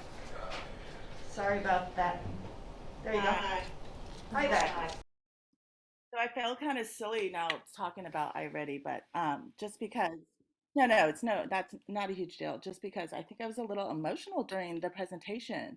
I had something prepared, but actually, I just learned so much just from this presentation. And I'll be honest with you, um, board members and everyone here, it's just, I'm like, actually, I'm just shocked because some of the stuff, I mean, I think I as a teacher would have known some of, some of the information. So I was prepared to pretty much stay focused on, I understand why we got the ready, and I actually do like the data and how easy it is to group students and so forth. And I also know that this is a way for us to show, it's part of like the learning loss mitigation money that we received, right? So we're showing support for, just what we're doing in the classroom and such. It's just really hard just because I was just, my heart was beating through it. So none of it was presented. I think they touched a little bit, but yes, there was a rush of stress of getting these Chromebooks to these students the first 2 weeks of school. And let's go, give a test. Come on, kiddos. Come on, second graders, kindergarten, first graders, third graders. Let's give you a test. Sorry, you're not going to know most of these answers. It's going to be okay. Just do your best. Just do your best. It was so stressful. And I felt like all the work that I had put through my own personal SEL curriculum just went down the drain because of how quickly and stressful this test was. Okay, so then we did the test and it's over, we're fine. The kids they'll recover. Then we see the results and it's like, okay, this is not too surprising. We kind of already had our groupings. And then, so we did the training, we're doing the next steps. We're like, great, next steps. This is what we can do. And I even went to the office hours and spoke with iReady and giving it, we just don't have the next steps within the iReady, a diagnostic tool. We just have the diagnostic tool. So it's kind of frustrating that we teachers are having to do the next steps, which really means we need to be curriculum coordinators right now and create this. And a lot of the areas are, yes, math, and then most of our RSP and our intervention programs are focused on reading. There's not much of a focus on math. So when our students are really low in math, like there's really not much of a support system. And let's talk about the language arts. So if there's like some points of it, let's say suffixes and prefixes and so forth. In our current program that we have, the Readers and Writers Workshop, it's not helping in these areas. And we don't have a phonics program. We don't have a grammars program. So we are buying these, or we're asking our PTOs to help us, or we're looking at old curriculum that we've had before. But if I was a brand new teacher, you're on your own, or you're at the mercy of getting the help from other teachers or that are lending a hand. So there's a lot more too. Like also like those in the red, SSTs for those in the red, like this is new to me. Like I didn't know any of this. What else came up? Family engagement, yes, but are the families receiving this information? Like I'm a parent. I don't really know my kids' level right now. I just got hit their CAS scores. And then what else I was going to say? I have middle schoolers. There's the thing, the next 2 years. Can we please not forget about our middle schoolers? Because I feel like during the pandemic, we did a lot of forgetting them. So supporting them is just because they're 7th or 8th grade and they're on their way out. Can you just also academically not forget about them? And a lot of the board members, you also touched on like the specialized tutoring, like we want it too. Okay, I'm done. My time is up, sorry. Thank you, sorry, put you out of place. I missed that one, sorry. Okay, item G for class size, John Barfield. I think that this item is on our agenda tonight from our last meeting, kind of piggybacking on one of Carla's agenda items. Trustee Patel had requested specific information about class size numbers. So we have that here prepared for you as an attachment. So That's not going to be that helpful unless you're looking at it online. Do you have? Oh, I'm sorry, I'm sharing my screen. Hang on 1 second. Yeah, it's attachment's really there. It's really small font, so I don't know if you're going to be able to see it very well on the screen. But Yeah, you're not gonna be able to see it on the screen. I have a printed copy of Okay. maybe we pass it down. I have it on the screen. I'm okay. I think I can, if I can, feel free to read over my shoulder. In general, I think, I noticed that other school districts are up anywhere between 8 and 10% lower than they have been in the past. And so we were about 8% lower. In our schools that typically have a wait list, things open up and those get filled through students in our own district moving into those spots. And it did leave Sunset Ridge with more openings than we had expected. One of the things that we did this year was to rearrange a K-1 combination class so that we did not have a combination class and put the students in a few other classes. And that transition just happened last week. But you will see that in some places our class sizes are at the 24 for the TK to 3, and other places they're quite a bit lower. We also have 55 students enrolled in our independent study program too, which That actually is a great point, because one of the requirements of the law is that within 5 days you have to be able to place those students into a grade level classroom, not necessarily at the school that the parent requests, but it does have to be a grade level class. And those 50, can I ask a question? Go ahead. Sorry, those 55 are in this? They are actually in that, and where they are is, so we've got Cabrillo, then we have IBL, and so this is the Lindemar Educational Center. That is the preschool. And then there's Ocean Shore, Ortega, and then right under Ortega is the Pacifica Independent Study School, which is housed at LMEC. But the teacher one is a job share between 2 teachers that is actually a little bit more than 1.0 FTE, and we actually staffed that a little bit higher because we were unclear on how many people would choose that, and also as the pandemic was rolling out, how many people would leave in-person learning to go into independent study. And then teacher 2 is Kathy Green, who teaches the older kids in that category. Then we have Sunset Ridge, and that intervention teacher was a classroom teacher, and that's where that adjustment was made in the enrollment. And then right underneath that is Valimar. Thank you. Okay. Are there any other questions regarding class size? Laverne? I was just wondering if you could explain Ocean Shore, grade 4, grade 5, 7, and 8. So Ocean Shore's model is that they have 3, 4, 5s. It does, so if you think about in an ideal world, it would be about 15 4th graders and 15 5th graders, and that each year the 4th graders would have the same teacher as the 5th grade, you know, the same homeroom teacher as the 5th grade. They do share students so that they do specialize in subject areas, so then if that's typically about 45 students.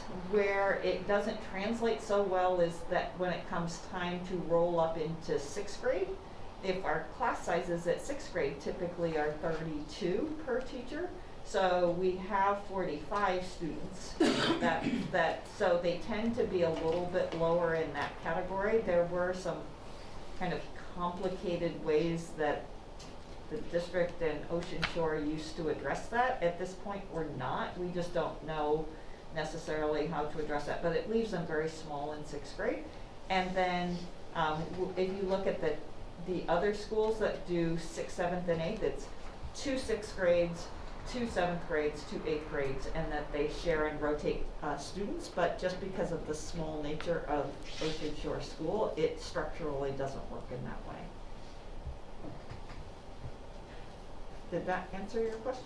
Kind of. I just, when you look at the numbers though, it just looks different from the rest of the schools. So if you're a parent who's watching the presentation, you might wonder why Ocean Shore has a 4th grade class that has 12 students, whereas, let's find another 4th grade. Cabrillo would have 26. And so I think there needs to be more of an explanation that everybody can understand. And also it would have been helpful on this report to know if there were any special classes, special day class at Ortega or Sunset Ridge, or just so you could understand the numbers a little more. They're included. Are they? Yes. Okay. They are included but not highlighted. Yeah, So like if there was a little right. asterisk, just so we could understand that. Yeah. The 4th and 5th grade, they're a combination class. So a teacher has both 4th and 5th graders in their class. So you have 12 and 17. That's their whole class. So there's not a teacher that just has 12 students. They have the combination 4 or 5. They're 4 or 5 combination. You know what I mean when they're in the same class, Yeah. combination class. Well, then maybe that should also be on here so that, the normal person or who's watching would know that. Okay. Any other questions? All right, thank you.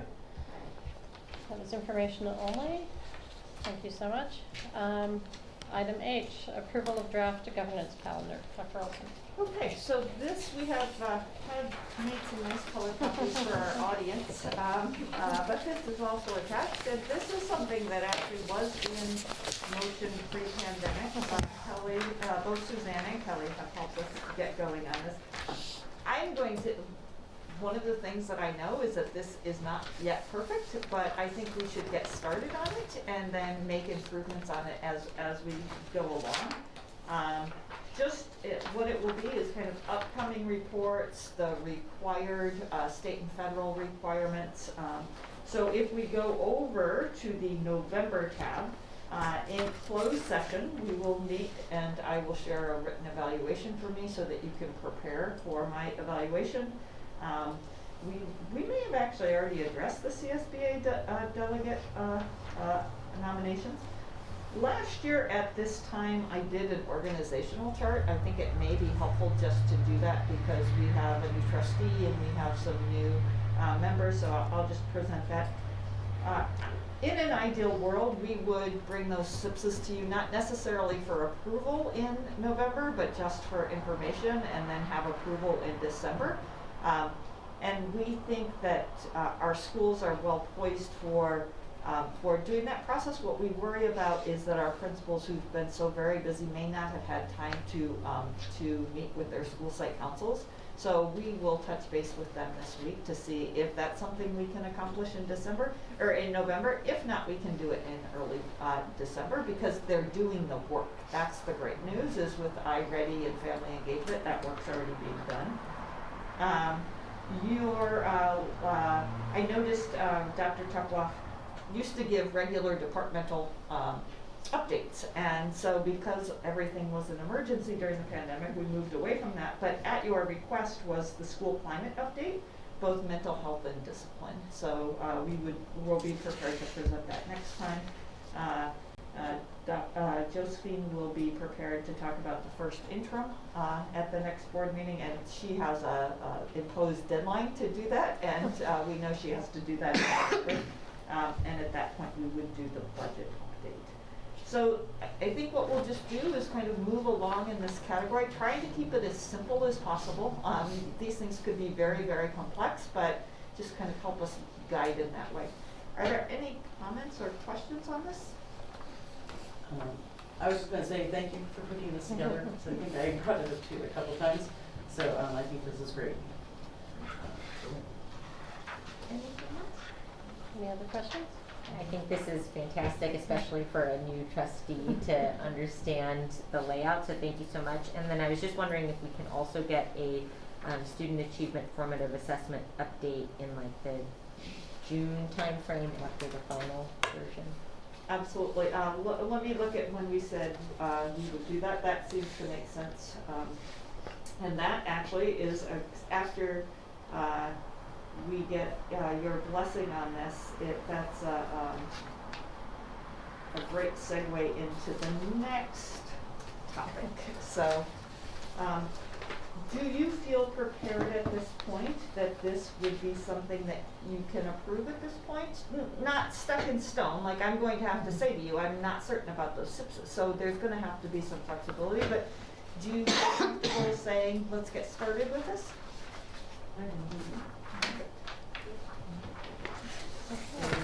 Do we have a motion to approve the 2022 board meeting calendar? I'll make a motion to approve the The governance. Oh, governance, sorry. Draft governance calendar. I went down the line. Okay. Do I have a second? I'll second. Okay. All in favor? The motion passes 5-0. Thank you. Okay. Item I, approval of the 2022 board meeting calendar. Okay, so this is one of them that we don't have to make this decision right now. Let me get my screen shared. This is something typically we do in December when we have the reorganization meeting. It is truly my hope that we are not changing any trustees between now and then. And so if you felt comfortable with that, we could move forward. And I do want to just call out a few things. Well, I don't know if you can pull that up on the other screen. I've got it right here, but let me make it extra, extra big. I think I can share my screen now again. I've got it right here. I just was kind of hoping to put it on that other screen as well.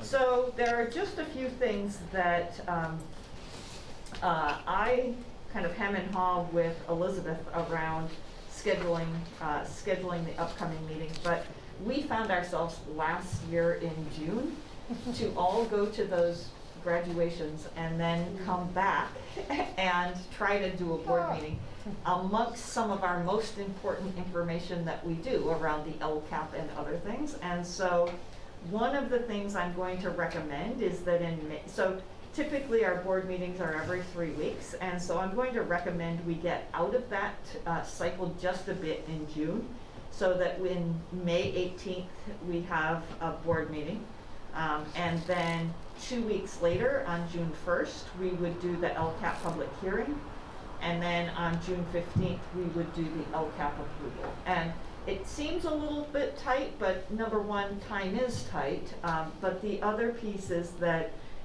when we get suggestions for feedback or other kinds of things, we can incorporate that and turn that around. So I would just ask if we could go off that 2 week cycle, which means if we go with the June 15th meeting, then our July meeting would be 5 weeks away. We would schedule that, but remember last year we canceled that meeting in June, so it's probably likely that we wouldn't, if all things go well in the district and we don't need to have a July meeting, we just would cancel that July meeting. So, and I scheduled, just kind of vaguely scheduled the special education. So we're going to get started on a School Services of California study on our special education program. I expect that it would be mostly completed and that we would be able to do a work study around that, the outcomes of that.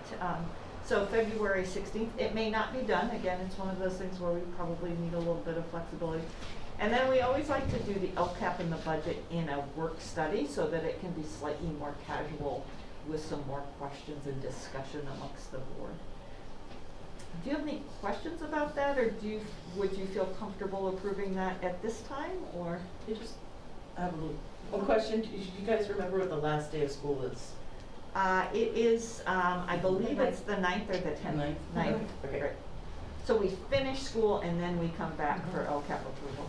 Okay, that's it. Thank you. And And so that's where the June presentation that you asked for was. It seems like that would make sense. Any other questions on that? I feel so early doing this. Okay, do we have a motion to approve the 2020 board meeting calendar? 2022. I'll make the motion to approve the board meeting calendar. Okay, do we have a second? I'll second. Okay, all in favor? Motion passes 5-0. Thank you. And then the very next one is a great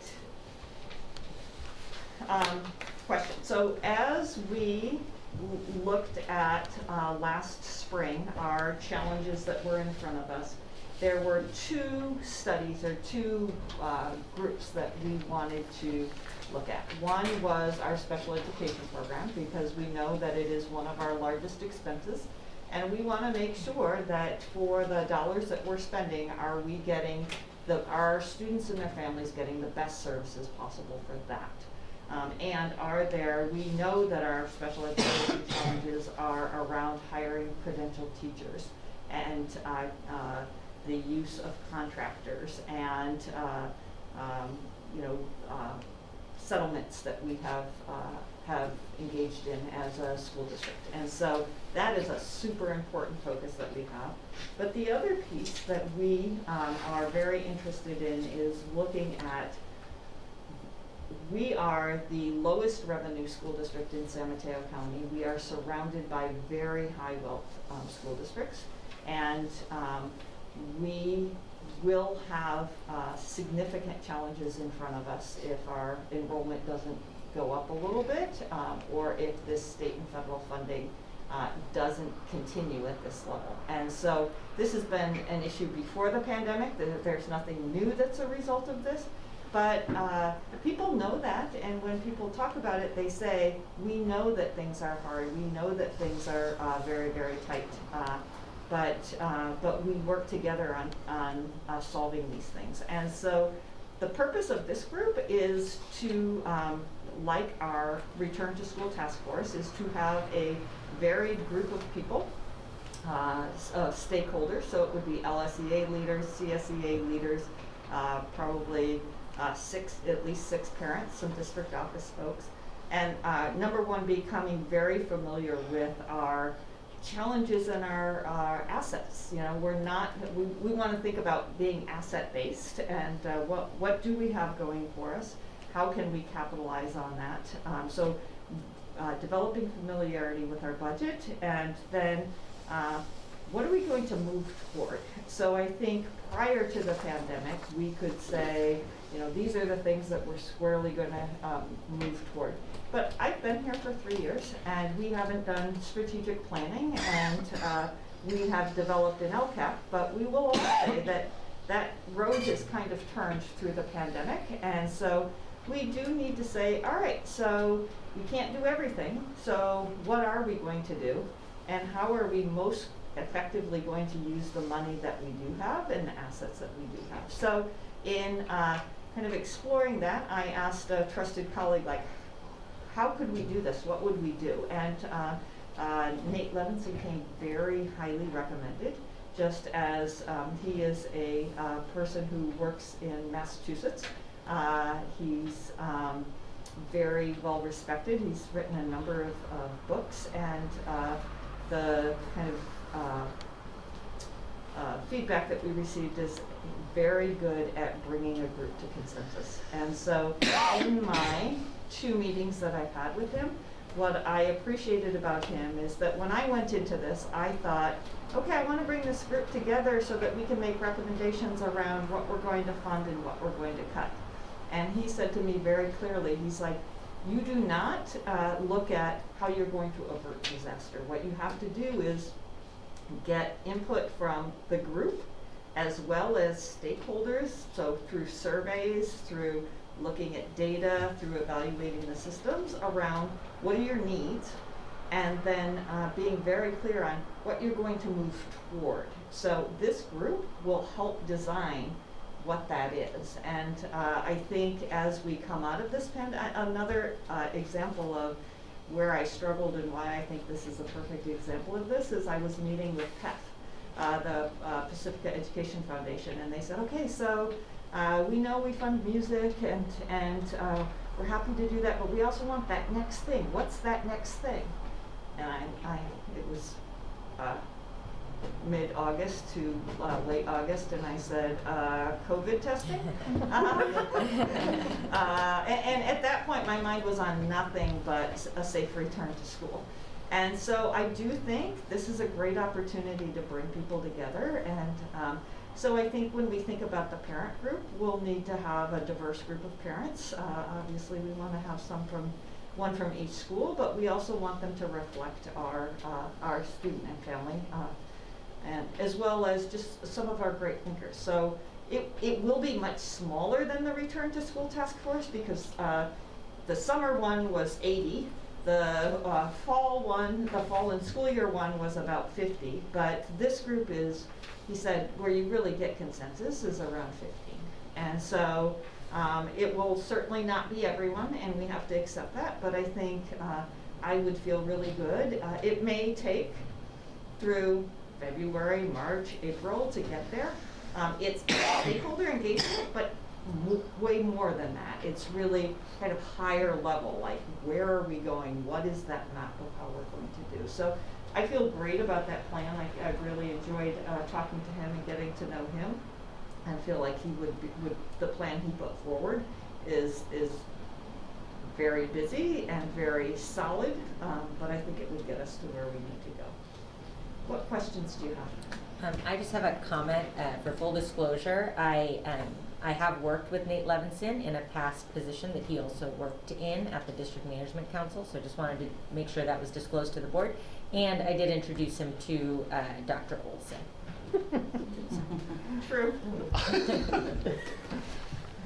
I just, when thinking of who's going to be on here, I just wanted to maybe suggest that a Spanish-speaking parent is involved because, we have things that are going out in different languages, but that's one of the areas where we have, a big parent group.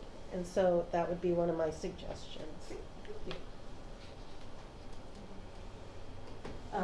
Yeah, I think this is great. I want to make sure that our goal is to end us at a better place at the end of this and not just, cut a couple line items and to launch us to the next level. So, but it sounds like that's where we're heading. So, that's it. So through these workshops, are you all putting together a plan? Will there be a product at the end, like that we can use as a guide for us, or is it just? I think it's a great idea. I just want to know, at the end of this, what do we get? So I believe that the outcome is clearly identified priorities. So what's interesting and a challenge is that you all are the deciders. So this group is going to make recommendations with staff to you, and ultimately we as a board get to choose whether to go in that direction or not. But what I would see the outcome is clearly identified priorities, as well as some significant thought and ideas around how do we fund those priorities. So we know in our really limited budget that we can't do everything, but we have to do something. Like, if you think about time and money as being the only, time and money and people are the resources that we have, well, how do we capitalize on those that's in a fair way? And, I just want to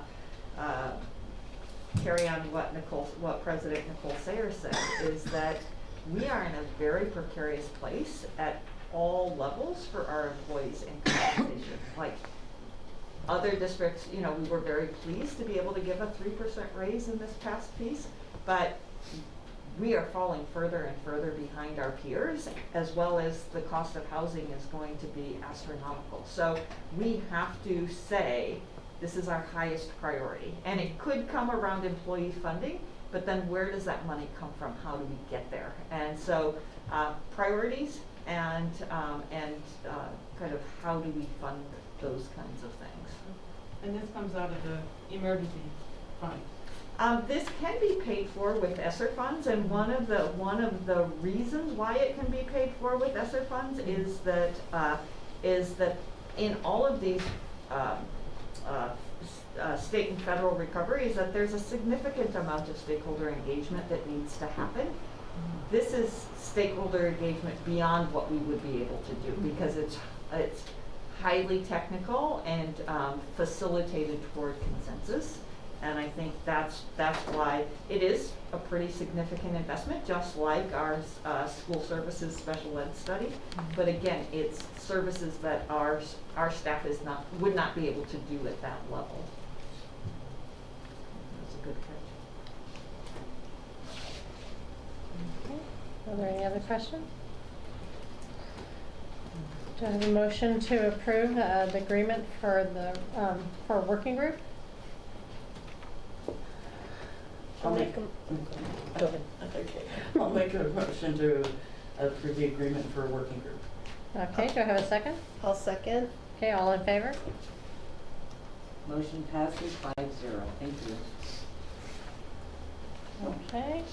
Future agenda items. So just as we, before we actually address the future agenda items, congratulations on making it through your first in-person board meeting, and we've made it through thanks to our tech team for helping us get set up. We will get the technical pieces. Minus me. Everything else went well except for what I did. Are there any health and safety issues that you'd like us to make sure that we address in the other meetings, or did you feel safe? Did you feel like you're... I believe Trustee Villalobos has a recommendation for the meetings. I don't feel safe when I hear people coughing. And so is there any way we can do any rapid testing before? Or, I'm just saying because, you know, I have a pregnant mom at home and living with us who's not vaccinated, so I want to make sure that I'm being diligent in my, you know, surroundings. And so, yeah. So we can do a couple of things. Number one is that we could request vaccination status for everyone that's in the room, including the public. Typically, we wouldn't necessarily test all of the people that are a part of that. Like, vaccinated folks are most likely unlikely, but we will have the capacity to do that. What was I going to say about that? We would just have to make a decision as a board, like that's what we want to do. And so. The other thing is the option of how do board members stay virtual while the other ones are, you know, in person. And that's absolutely allowed, just like Trustee Levin used to do as he traveled for business, is we do have to go to the old Brown Act way of doing that, which means that we would have to put your address on the agenda. And here's the kind of more challenging part, is that if anyone should want to attend at your address, you would have to allow them. And I don't know that that necessarily meets your goal of safety. But in all the time that I've ever done this as a administrator, no one has ever attended in some other person's thing. So that's absolutely a way of doing that, if that's something. I guess I could do it, you know, just they could sit outside my screen door and I could sit inside. Right, right. You know, it's still my property. Yes. I think it's highly unlikely that that's the case. So the one thing that, so I don't want us to deliberate about whether we test or not. I'll take that and kind of move forward on that. We do actually have the capacity to do that, and the other part is just asking for people's vaccination status. I was just going to add, I got an email from the CSBA that said something around, I didn't read it in depth, so this requires somebody to analyze it, but for the Assembly Bill 361, it allows the Brown Act teleconferencing clarifications to go on, and that it was just that the board had to adopt a resolution with subsequent resolutions to enable remote meetings. So I don't know if that supports or is irrelevant. I don't think that really does, and we have to be careful again to make sure that we're not in deliberations, we're moving any products forward, but, and so I think that city council or city councils may do that. And one of the things is that you have to declare that there's a local emergency, and that is valid via the pandemic. That's still currently valid. And we also have schools of students that are full with a teacher and a full class, and so I don't know that that's quite where we would want to go, but we're not deliberating that now. So it's just, in that case, it doesn't necessarily apply to us, but in a situation where an individual is feeling like they would want to be home, we would go back to the old Brown Act requirements. And what we have learned from technology and in this, like, look, now we could do this, right? Like, we could set up a monitor that could be one of the trustees that was there, and we found, as long as I don't forget you on the question and answer or other things, I think that we would probably put one of the cabinet members that would just be assigned to paying attention on that end. So thank you for bringing both of those up. And I didn't want to take anybody to take personally, but I'm in a situation living at home right now with, you know, my granddaughter who's going to be here next month. Yeah, and I do appreciate that. That's one of the things with the pandemic is that even when you are not clear, is that we just have to ask and be honest about it. Like that's the whole piece of this. It is going to get colder and colder. Like that's what I was going to bring up. It's going to get cold. I don't know what we can do about that because we have to keep the windows open, and I'm okay with keeping the windows open. Maybe a space heater, something, just because it's already cold.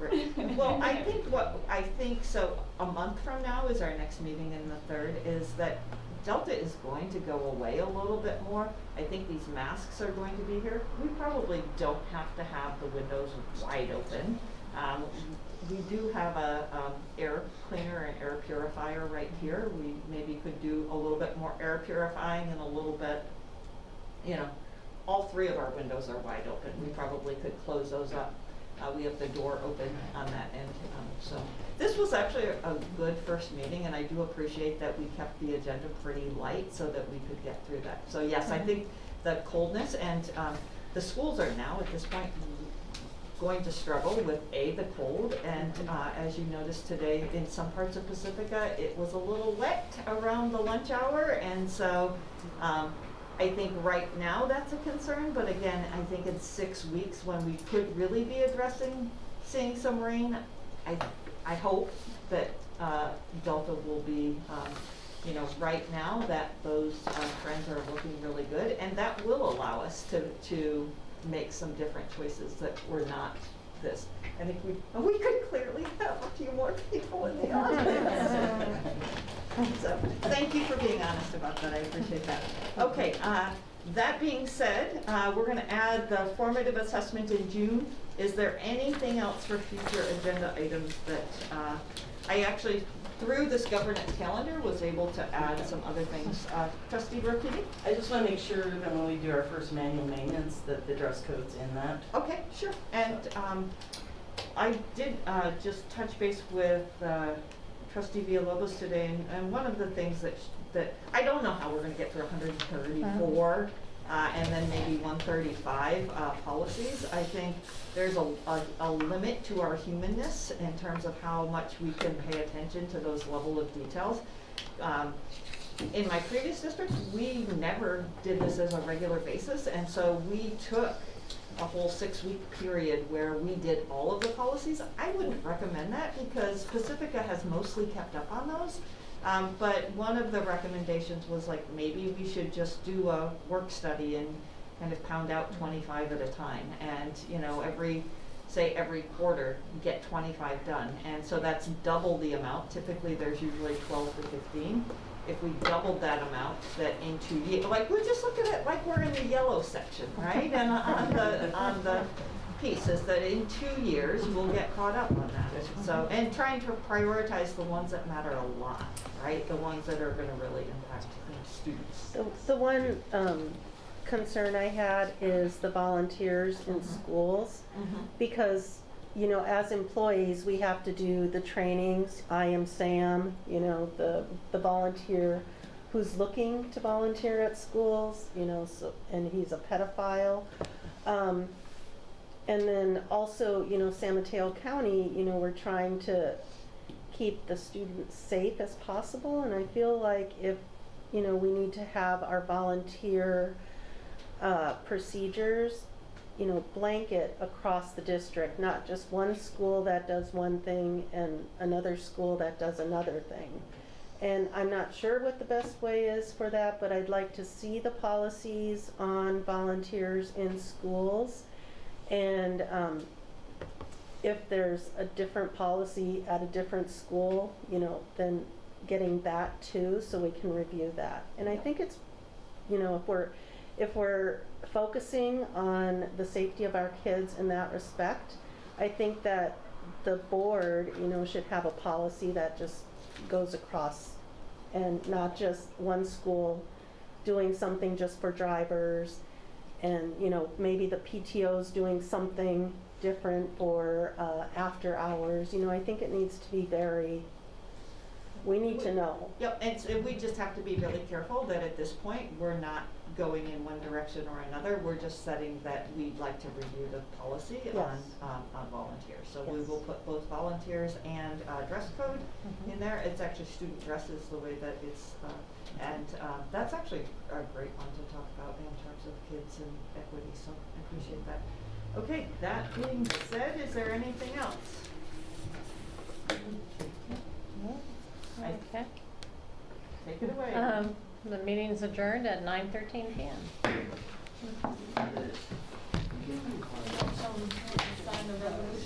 Yes, in fact, actually, we have all of those things. You can all sign now and not have We us used to. come back.